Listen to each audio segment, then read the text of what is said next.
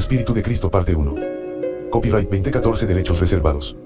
Andrés Mengíbar Mengíbar, @nuclies.com www.iglededios.org. Con excepción de las fuentes citadas, el contenido es propiedad del autor. A menos que se indique lo contrario, las citas bíblicas han sido tomadas de la Reina Valera 1995. No olviden suscribirse al canal, darle like y compartirlo con otros hermanos de la Iglesia de Dios en formación ministerial, ya sea jóvenes, hombres y ancianos. Les invitamos a enriquecer estos contenidos con sus comentarios en los videos.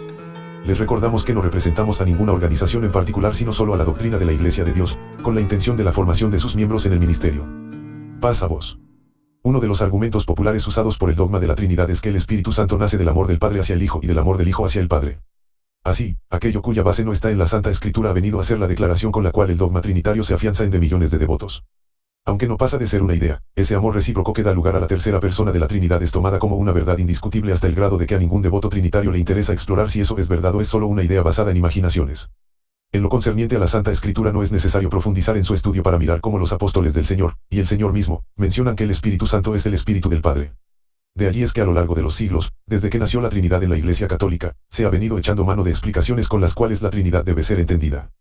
Por lo general, y debido a la ausencia total de bases bíblicas con las cuales demostrar que el Espíritu Santo es el tercer Dios que conforma el Dios Trino, se recurre a la idea de que el Espíritu Santo se forma por expiración, la cual se comenta más abajo, en apoyo de lo cual se ha procedido a tomar varios versículos de los Evangelios y a interpretarlos en base a exégesis para explicar cómo es que esa expiración se da. La expiración significa que el Espíritu Santo es un Dios imaginario, pues todo lector imparcial de las Escrituras comprueba la inexistencia de bases que apoyen tal cosa, ante lo cual las explicaciones del Dios Trino reaccionan negativamente, pues es inadmisible para la doctrina de la Trinidad aceptar que ese imaginario Dios pueda ser imaginario. Sin embargo, cabe preguntar cómo es que ese proceso existe en la realidad, siendo que la tal cosa no existe, pues ni las Escrituras hebreas ni las griegas lo mencionan. Quienes tienen experiencia en la lectura de las Escrituras tropiezan con la imposibilidad de comprobar dónde esa expiración es mencionada y cómo el amor del Padre y del Hijo crean o originan un tercer Dios. Asimismo, las explicaciones acerca de la expiración contradicen totalmente a lo dicho en las Escrituras, pues para formarla los escritores de la Iglesia declararon que el Hijo es sin principio, o sea, antes de existir al lado del Padre existe en él, y de esa manera, el Hijo siempre ha existido y de esa manera se compone la igualdad del Hijo con el Padre y así nace la expiración. Esto supone capacidad para penetrar el ser de Dios y conocerlo, lo cual no posee ninguna feaciencia. Por supuesto que esos argumentos solo tienen bases en la imaginación filosófica de sus expositores. Ni el Señor, ni los profetas ni los apóstoles mencionan eso.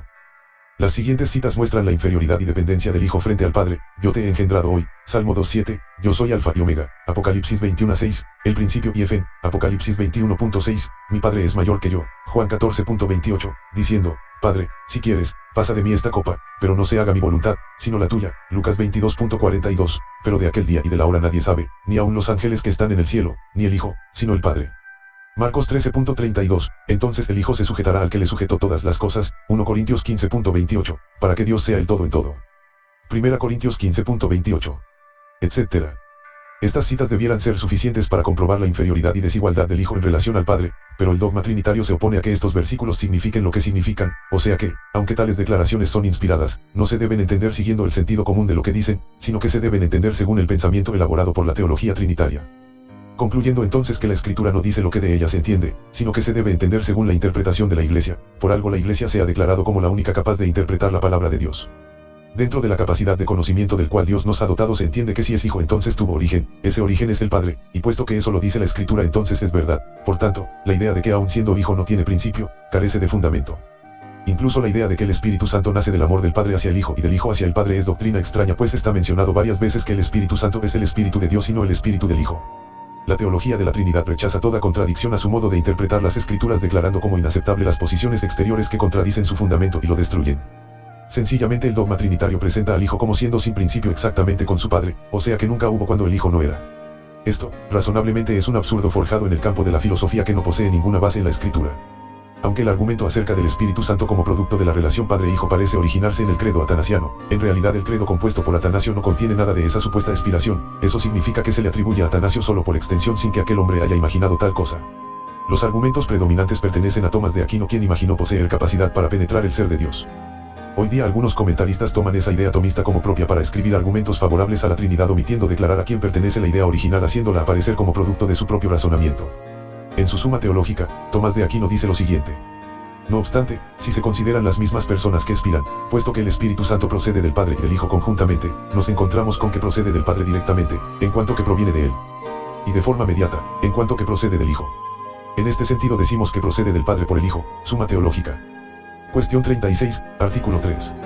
En este párrafo pareciera como que Tomás está diciendo que el Espíritu Santo procede del Hijo no porque en él se origine, sino por medio de él. En este sentido decimos que procede del Padre por el Hijo. En estas líneas él no dice que procede del Padre y del Hijo, sino que procede del Padre por el Hijo. Pero como el embrollo es eminentemente filosófico, entonces se ha de entender lo que dijo como algo que no es como lo dijo, y como tal, bajo este segundo concepto es que sus palabras son entendidas por la teología trinitaria. Prescindiendo de las Escrituras, la persona que lee esta cita inmediatamente se forma la idea de que es cierto que el Espíritu Santo es producto del amor recíproco del Padre y del Hijo. Pero si esa idea es colocada bajo examen muy pronto se descubre que Tomás de Aquino no está exponiendo lo que dice la Santa Escritura sino su imaginación.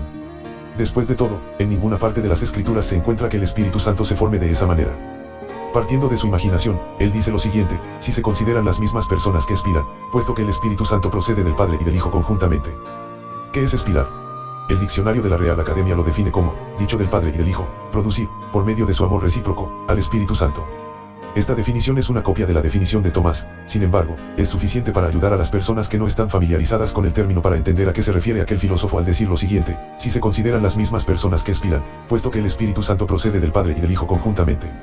Es claro y ampliamente conocido que la filosofía fue el campo en el cual Tomás de Aquino se desenvolvió, siendo esa la razón por la cual sus escritos reflejan abundancia de conclusiones filosóficas pero total ausencia de la sabiduría proveniente del Espíritu Santo.